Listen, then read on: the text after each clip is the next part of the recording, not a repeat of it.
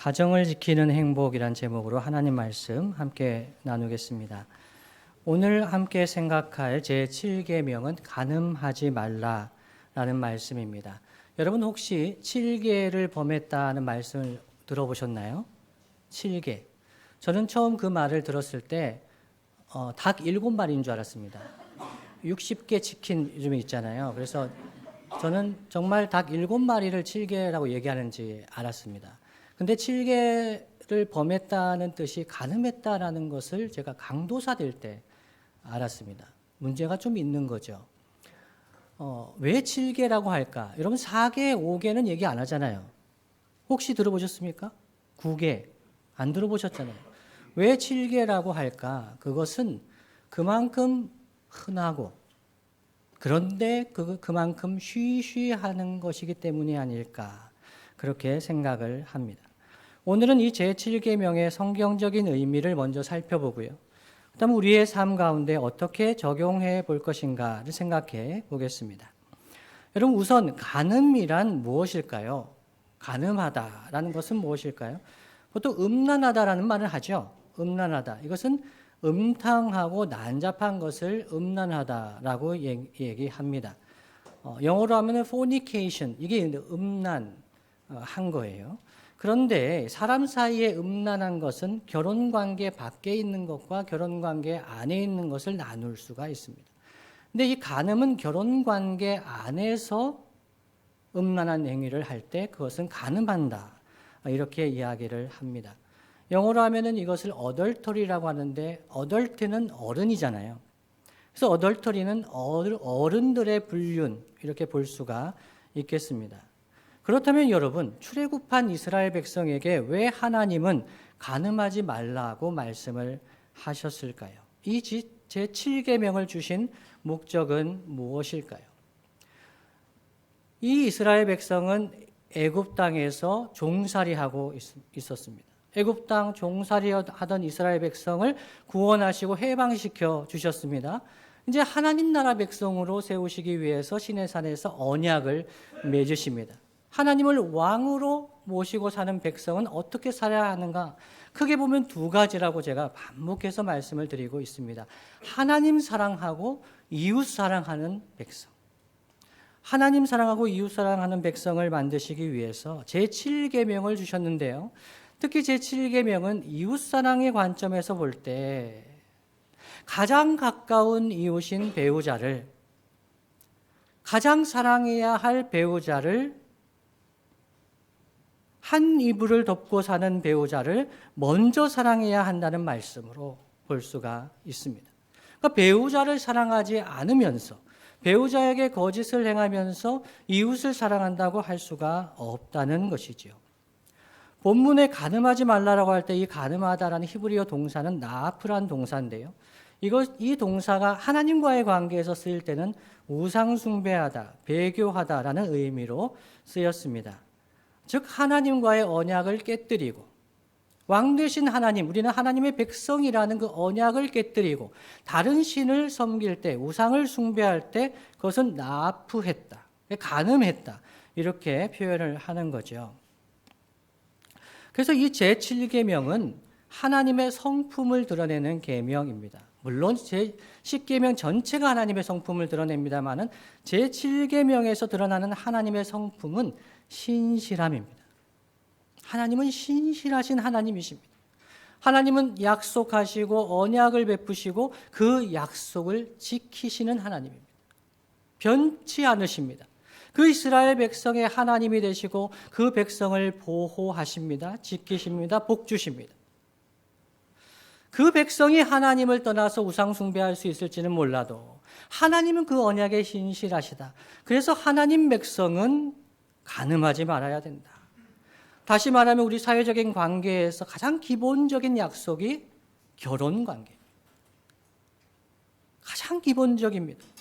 그래서 언약에 신실한 백성은 가장 가까운 이웃인 배우자와의 언약을 신실하게 지켜야 합니다. 만일 이 배우자와의 약속, 이것을 신실하게 지키지 않으면 하나님 사랑하고 이웃 사랑하는 하나님 나라 공동체를 세워갈 수가 없습니다. 여러분 가늠해 보신 분들이 혹시 있으시겠죠?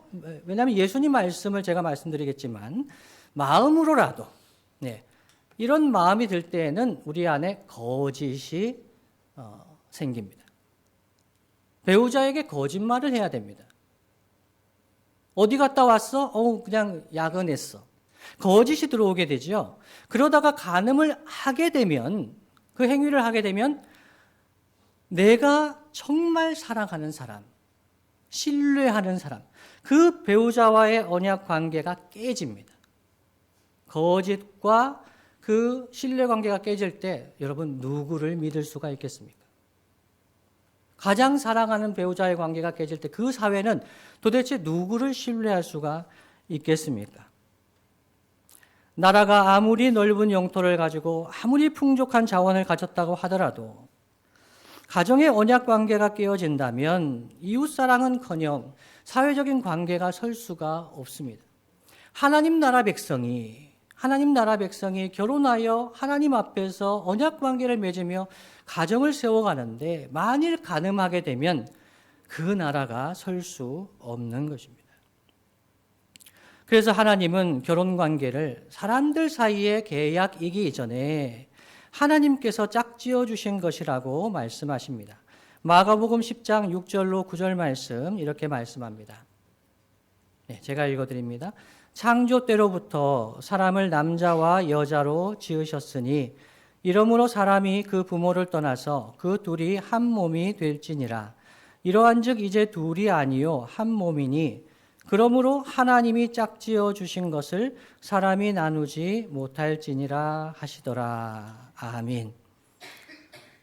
우리 찬양대가 우리가 가진 모든 것이 둘의 찬양대가 우리가 가진 모든 것이 하나님께로부터 온 것이라고 고백을 했습니다. 그렇다면 우리가 만나게 된 것도 하나님께로부터 온 것이다. 고백하지 않을 수가 없는 것이죠. 근데 더 나아가서 하나님 나라의 왕으로 오신 예수님은 산상수훈 말씀에서 제7계명을 이렇게 해석해 주셨습니다. 마태복음 5장 27절 28절 말씀 한 목소리를 함께 읽어 보겠습니다. 시작. 또 간음하지 말라 하였다는 것을 너희가 들었으나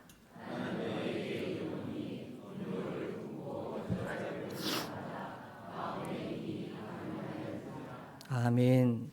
음욕을 품고 여자를 보는 자마다 마음에 이미 간음하였느니라. 지난주 주일에 살인하지 말라 말씀을 전하면서 주님의 죄사함의 은혜가 없으면 우리가 하나님 앞에 설 사람이 없다는 것을 나누었습니다. 우리는 지옥불에 들어가도 부족하지 않은 사람입니다. 마땅한 죄인입니다. 제7계명 말씀을 보더라도 우리가 음욕을 품고 다른 이성을 보는 것, 마음에 이미 간음한 것이다 이렇게 말씀을 합니다. 제7계명에 관한 예수님의 해석을 통해서도 우리는 주님의 죄사함이 없으면 하나님 앞에 설 수 없는 죄인인 것을 고백하게 됩니다. 그래서 10계명의 말씀은 하나님의 말씀은 우리의 죄성을 보여주는 거울과 같은 말씀입니다. 그렇다면 여러분, 우리는 여기서 머물러 있어야 할까요? 하나님, 저는 죄인입니다. 내 배우자를 사랑하지 못하고 다른 이성을 그렇게 간음의 눈으로 바라보는 죄인입니다. 이렇게 포기하며 살아야 할까요? 여러분, 우리 안에 내주하시는 성령님은 우리를 포기하지 않으십니다. 신실하신 하나님은, 그 언약에 신실하신 하나님은 우리를 포기하지 않으십니다. 거룩한 백성 삼으시기를 기뻐하셨습니다. 우리가 간음할 때도 우리를 불쌍히 여기시고 우리 안에 내주하시는 성령님은 우리를 하나님 사랑, 이웃 사랑의 삶으로 인도하십니다. 우리의 죄를 깨닫게 하십니다. 회개하게 하십니다. 죄 용서의 은혜로 인도하십니다. 죄의 유혹에 저항할 수 있도록 하십니다. 죄를 이길 힘을 주십니다. 그렇게 해서 가정을 지킬 수 있도록 인도하십니다. 우리가 비록 죄인이지만 부족하지만 하나님의 형상을 회복하도록 우리를 거룩하게 하시고 아들의 형상을 본받게 하시기 위해서 우리를 성화시키시고 우리를 영화롭게 하실 것입니다. 하나님이 우리 안에 하시는 역사입니다. 그렇다면 여러분, 우리는 간음하지 말라는 이 제7계명을 어떻게 우리의 삶 속에서 실천하며 살 수가 있을까요? 첫 번째는 결혼을 하나님의 뜻으로 받아들이시는 저와 여러분 되시기를 간절히 바랍니다. 결혼은 하나님의 뜻입니다. 아멘입니까? 네. 결혼을 하지 않을 수도 있습니다. 주님 안에서 부르심이 있으면 결혼을 하지 않아도 얼마든지 하나님 영광 위에 살아가는 제 아는 선교사님도 있고 사역자들이 있습니다. 결혼 자체가 절대선은 아니지만 그러나 우리가 결혼한 사람은 하나님께서 짝지어 주신 것임을 우리는 믿습니다. 아멘입니까? 네. 저는 대학 때 어느 간사님이 이런 말씀을 하시는 걸 들었습니다. 가장 중요한 기도는 식사할 때 하루 3번 한다. 가장 중요한 기도는 식사할 때 하루 3번 한다. 제가 그때 어떤 기도를 했을까요? 배우자 기도를 했습니다. 하나님, 정말 하나님 만나게 해주시는 사람 만나게 해주세요. 이렇게 하루 3번 간절히 짧게 기도했습니다. 아직 결혼하지 않은 청년 학생이 여기에 계십니까? 결혼을 위해 기도하셔야 합니다. 하나님께서 짝지어 주시는 그 사람 만날 때까지 잘 준비되고 귀한 가정을 이룰 수 있도록 기도하셔야 합니다. 제가 1부 때 말씀드려 보니까 너무 좋아하셔서 제가 2부 때도 말씀드리게 되는데요. 제가 결혼할 때 정성지 자매 말고 자매가 많았습니다. 많았습니다. 더 예쁘고 더 좋은 조건의 자매가 많았습니다. 그렇지 않았겠습니까? 그렇게 얘기했더니 제 같이 사는 자매가 그렇게 얘기하더라고요. 나도 많았어, 여보. 나도 당신보다 잘났고 당신보다 똑똑한 사람. 저도 이름을 압니다, 그 사람이. 사실이지요. 그런데 왜 결혼했을까요? 한 가지. 하나님이 짝지어 주셨다는 믿음이 있었어요. 만나서 교제하면서. 하나님 백성은 결혼을 준비할 때 한 가지 중요하게 기도해야 되는 것 있다면 하나님 만나게 해주시는 사람을 잘 분별할 수 있게 해주세요. 정말 중요한 기도 제목이죠. 여러분, 배우자는 실제로 부모님보다 더 오랜 시간을 함께 해야 할 더 매우 중요한 사람입니다. 그래서 우리는 이것을 위해서 기도하고 주변에 있는 청년들을 위해서도 기도하고 할 수 있으면 모든 노력을 다 해야 합니다. 혹시 청년들 중에서 이런 생각을 가지신 청년들이 있습니까? 목사님, 가늠하지 말라는 것은 결혼한 이후에 그런 부정한 것을 하지 말라는 것이니까 결혼하기 전에는 그렇게 해도 음란해도 되지 않겠습니까? 라고 생각하는 분이 혹시 있으시다면 여러분, 이렇게 저는 말씀드리고 싶습니다. 결혼하지 않은 분들은 순결을 지키는 것이 복된 것입니다. 분위기가 조금 그러네요. 결혼하지 않은 분이 순결을 지키는 것은 복된 겁니다. 왜요? 첫 번째는 주님을 위해서입니다. 주님과의 관계에서 복된 겁니다. 두 번째는 결혼하게 될 미래의 배우자를 위해서 순결을 지키는 것은 복된 겁니다. 준비하는 거죠. 그런데 반대로 음란하게 생활하게 되면 첫 번째는 주님과의 관계가 멀어집니다. 음란한 생활을 해보면 압니다. 이거 해보시라는 말씀이 아닙니다. 간접적으로라도 그런 영향권에 있으면 우리는 주님과의 관계가 멀어집니다. 첫 번째입니다. 두 번째는요, 다른 이성과의 사랑의 관계를 방해합니다. 음란한 경험, 간접적인 경험이라도 그것은 우리가 다른 이성과의 사랑의 관계를 맺을 때 방해합니다. 제 후배가 한 명이 있었습니다. 그 후배가 저를 찾아왔습니다. 형, 제가 너무 고통스러워서 형한테만 얘기하고 싶어요. 그 후배가 태권도부였습니다. 태권도부는 신입생 환영회를 하고 나서 다 사창가를 간다는 거예요. 그 당시입니다. 지금은 오해하지 마십시오. 그때 그렇게 가서 그냥 다들 그렇게 하니까 그런 경험을 가진 겁니다. 근데 4학년 졸업하고 나서 교제할 사람이 생겼습니다. 근데 교제를 하는데 그때의 경험이 정말 고통스럽게 하는 겁니다. 나는 죄인이야. 나는 이렇게 쓰레기 같은 인간이야. 나는 이 자매를 사랑할 수가 없어. 그러면서 그 자매와 사랑의 관계를 만나고 데이트를 할 때마다 너무 고통스러운 거예요. 그래가지고 찾아왔습니다. 그래서 제가 그 얘기를 들으면서 형제, 회개하자. 일단 하나님 앞에서 회개하자. 그리고 그 자매에게 솔직하게 얘기하면 좋겠다. 결혼하게 되면은 숨길 게 없잖아요. 부부관계에서 숨기는 것이 있어서 되겠습니까? 거짓이 있어서 되겠습니까? 이야기하자 했습니다. 그래서 그 형제가 용기를 내서 그 사귀는 자매에게 이야기를 했습니다. 그랬더니 그 자매가 펑펑 울었다는 거예요. 펑펑 울었. 느꼈다는 거예요. 그 자매가. 만나면서 이 사람 조금 이상하다. 느꼈다는 거죠. 그러면서 그 두 사람이 손잡고 저한테 왔습니다. 해맑게 웃으면서 왔습니다. 그 문제가 해결이 되고 둘이 아름답게 교제하는 것을 보았습니다. 우리의 그 음란한 경험은 해결해야 됩니다. 하나님 앞에서 해결하고 자유함을 누려야 합니다. 그러면서 다른 이성을 거룩하게 행복하게 사랑할 수 있는 그 관계를 세워가야 합니다. 어떤 청년은 저한테 이런 얘기를 했습니다. 목사님, 요즘에 혼전 순결을 이야기하면 그것은 상대방을 거부하는 겁니다.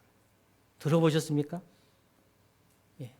혼전 순결을 이야기하면 상대방을 거부하는 거다. 저는 그 얘기를 듣고 그 청년에게 이야기를 해 주었습니다. 아닙니다. 아닙니다. 솔직하게 정직하게 그 사람에게 이야기해 줘야 합니다. 미래의 배우자가 될 사람이라면 거룩하게 정결하게 지켜줘야죠. 소중하게 아끼며 지켜줘야 합니다. 그렇게 가정을 세워가는 것이 복된 것입니다. 마음을 알아본다고 여러 가지 이유로 혼전에 음란하게 행하는 것은 하나님 백성에게 어울리지 않는 것입니다. 그러나 이미 결혼하신 분들은 틀렸습니다.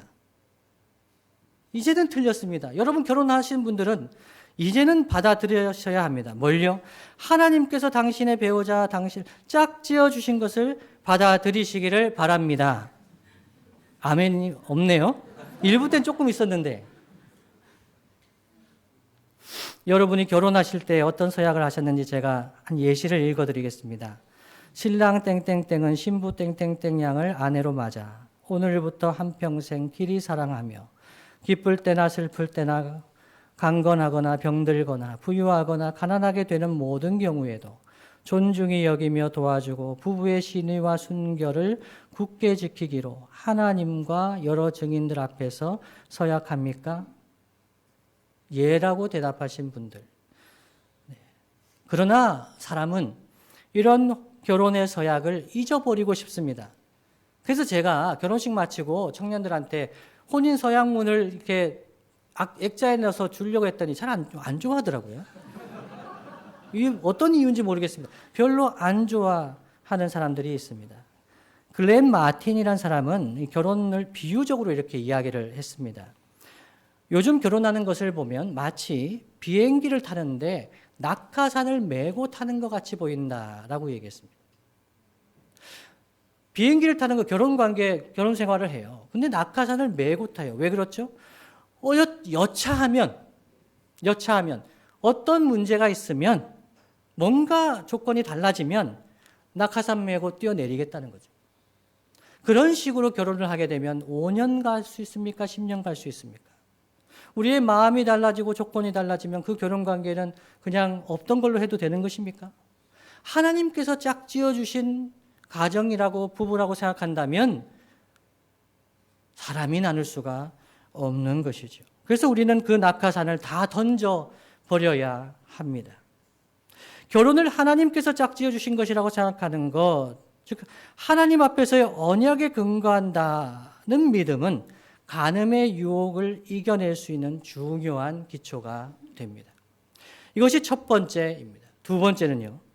여러분 간음하지 않는 것보다 중요한 것은 배우자를 귀하게 여기고 사랑하는 것입니다. 간음하지 않았다고 해서 자랑할 것 없습니다. 배우자를 사랑하고 귀하게 여겨야 합니다. 제가 결혼할 때 주례 목사님이 책을 하나 선물해 주셨습니다. 결혼에 항복하라. 그 책은 신앙서적이 아니었어요. 놀랍죠? 목사님이 선물해 주셨는데 신앙서적이 아니에요. 하나님 얘기가 하나도 안 나와요. 근데 그거 책을 제가 읽어보면서 놀랐습니다. 이혼한 사례가 다 나오는 거예요. 그래서 그 중에 하나가 무엇이었냐면요. 어떤 여자분이 간음을 한 겁니다. 그래서 그 변호사 앞에 섰습니다. 왜 간음했습니까? 물어봤더니 그 여자분이 지난 10년간 저는 남편으로부터 사랑을 받지 못했습니다. 고통스러운 결혼 관계를 유지해 왔다는 거예요. 그러면 그걸 보면서 제가 놀랐습니다. 간음은요, 절대로 단순하지 않습니다. 다른 사람이 어떤 그런 일이 비슷한 소문이 들더라도 여러분 단순하게 판단하지 말아야 합니다. 복잡한 이야기가 있습니다. 그러나 분명한 것은 우리가 간음하는 행위보다 중요한 것은 그 배우자를 사랑하고 귀하게 여기는 것입니다. 만일 하나님께서 짝지어 주신 배우자를 귀하게 여기고 사랑하지 않는 것은 그것은 간접적으로 배우자를 간음하게 하는 것이라고 볼 수도 있습니다. 예수님께서 음욕을 품고 여자를 보는 자마다 마음에 이미 간음했다고 말씀을 하셨습니다. 그러면서 이어지는 말씀에 만일 내 오른 눈이 너로 실족하게 하거든 빼어내 버리라고 하셨습니다. 그렇다면 여러분 음욕을 품고 다른 이성을 볼 때마다 간음하지 않기 위해서 눈을 빼야 합니까? 손과 발이 범죄할 때마다 손과 발을 잘라야 하겠습니까? 그러면 우리의 지체가 남아 있을 수가 있겠습니까, 여러분? 중요한 것은 음욕을 품고 다른 여자를 보지 않을 수 있는 것은 내 배우자를 사랑하고 내 배우자를 바라보면 됩니다. 내 배우자를 사랑하게 되면 우리가 다른 이성에 대해서 음욕을 품지 않게 됩니다. 그런 마음이 들더라도 그것을 피할 수 있는 힘이 생깁니다. 하나님의 말씀이지요. 내가 내 배우자를 사랑하며 결혼관계를 소중히 여기고 살아갈 때 간음을 예방하며 물리칠 수가 있습니다. 나의 배우자와의 관계에서 사랑을 누리게 되면, 다른 말로 하면 성령 충만하여 배우자를 사랑하게 되면 음란한 것은 어떻게 느껴집니까? 더럽게 느껴집니다. 역겹게 느껴집니다. 어떻게 내가 이것을 가까이 할 수 있겠느냐, 그런 마음이 생깁니다. 창세기 39장에는 요셉의 이야기가 기록이 되어 있습니다. 요셉이 애굽의 친위 대장 보디발의 집에서 종으로 종살이를 하게 됐습니다. 그런데 요셉이요, 용모가 빼어나고 아름다웠다고 합니다. 그래서 주인의 아내가 동침하려고 했습니다. 그런데 요셉은 듣지도 않았습니다. 동침하지 아니할 뿐 아니라 함께 있지도 않았다고 합니다. 그러다가 아무도 주변에 없을 때 그 여인이, 주인의 아내가 요셉의 옷을 잡고 동침하자고 했습니다. 여러분, 요셉이 어떻게 했을까요? 내가 종인데 주인의 아내가, 종은 그때는 주인의 소유잖아요. 요구하는 것을 내가 어기게 되면 내 종살이가 편하겠는가? 별의별 생각을 다 할 수 있지 않겠습니까?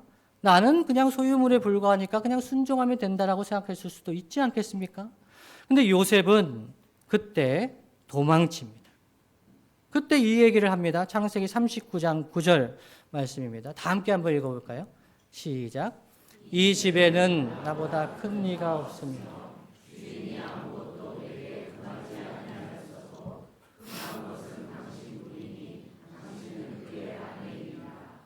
그런즉 내가 어찌 이 큰 악을 행하여 하나님께 죄를 지으리까. 아멘.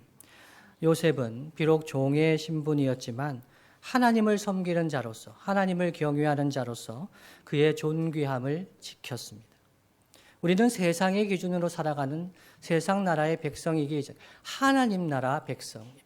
하나님 사랑하며 이웃 사랑하며 사는 것이 하나님의 뜻인 줄 알고 하나님의 말씀 앞에서 살아가는 백성입니다. 요셉은 하나님 말씀 앞에 자신을 살펴보았을 때 이럴 수 없다 생각했습니다. 자신을 그냥 종으로 생각하지 않았습니다. 싸구려 같이 취급하지 않았습니다. 하나님 앞에서 거룩함을 지키며 간음하지 않았습니다. 그래서 그 자리를 피할 수가 있었던 것이죠. 말씀을 마무리하겠습니다. 주님이 사랑하시는 성도 여러분, 저는 부끄럽지만 청년 때 일부 다처제가 좋은 것 같다라는 생각을 한 적이 있습니다. 그래서 이런 얘기도 했습니다. 일부, 아내는 한 명, 다처제, 처제는 많을수록 좋다. 그래서 처제가 많은 집에 시집을 가고 싶다라고 이야기는 했지만 제 마음속에는 성경을 보면 아내가 많은 경우가 있잖아요. 그래서 일부 다처제를 하나님이 허용하시는 것이 아닌가 생각한 때가 있습니다. 그래서 제가 우즈베키스탄에 살 때 옆집에 어떤 사람의 세컨드가 살았습니다. 그 여인이 자기 남편과 몰래 슈퍼마켓에서 장을 보다가 사람들이 보고는 알려준 겁니다. 어디 산다고. 그래서 본처가, 물론 이제 이슬람에서는 4명까지 아내를 합법적으로 둘 수가 있지요. 저는 그렇게 평화롭게 지내는 줄 알았어요. 그런데 하루는 제 옆집에 싸움이 벌어진 겁니다. 어떤 여인이 와서 그 집의 여인을 머리끄댕이를 잡고 싸우는 거예요. 저는 한국만 그러는 줄 알았어요. 그런데 우즈베키스탄도 똑같이 머리끄댕이를 잡고 싸웁니다. 내용을 들어보니까 그런 내용인 거예요. 제가 알았습니다. 우리의 행복이 어디에 있는가? 우리의 행복이 어디에 있는가? 하나님이 만나게 해주신 배우자를 사랑하며 사는 것이 참된 행복이, 하나님이 거기에 행복을 두셨구나는 것을 체험적으로 알게 되었습니다. 성도 여러분, 혹시 다른 자매님이나 다른 형제님이 좋아 보이십니까? 결혼하신 분들께 묻습니다. 다른 형제와 다른 자매가 좋아 보이십니까? 그것은 심각한 병입니다. 착각입니다. 그럴 리가 없습니다. 내 아내와 내 남편이 제일입니다. 아멘입니까? 한번 생각해 보고요, 목사님. 네, 아무리 생각해 봐도 다른 집의 남편이 더 멋있어 보이고 다른 집의 아내가 더 좋아 보이는데 이건 뭔가 그렇지 않습니까? 아닙니다. 하나님이 짝지어 주셨습니다. 제일 좋다고 생각해서 짝지어 주신 거죠. 만일 다른 사람이 좋아 보이고 사랑스러워 보인다면 착각입니다. 잠언 5장 18절로 20절 말씀 이렇게 증거합니다. 내 셈으로 복되게 하라. 내가 젊어서 취한 아내를 즐거워하라. 그는 사랑스러운 암사슴 같고 아름다운 암노루 같으니 너는 그의 품을 항상 족하게 여기며 그의 사랑을 항상 연모하라.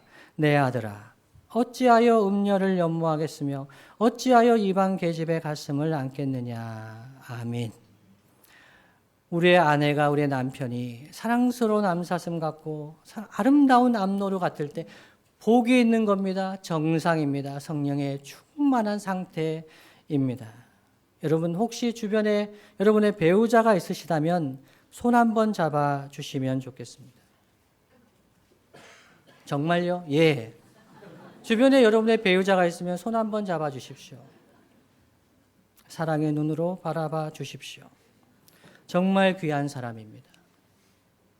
영원히 함께 있을 수는 없습니다. 정말 귀한 사람입니다. 있을 때 귀한 줄을 모를 때가 많습니다. 정말 귀한 사람들입니다. 성도 여러분, 배우자가 없으신 분들은 존귀한 하나님의 자녀로 거룩과 순결을 지키며 주님 사랑 안에서 하나님 백성답게 살아가시기를 바랍니다. 배우자가 있는 분들은 하나님께서 짝지어 주신 여러분의 배우자를 귀하게 여기고 사랑하며 그 셈을 복되게 하며 그 셈에서 솟아나는 참된 사랑과 행복을 누리며 이웃사랑을 가정에서부터 실천하는 저와 여러분 되시기를 예수님의 이름으로 축복합니다. 다 함께 기도하시겠습니다.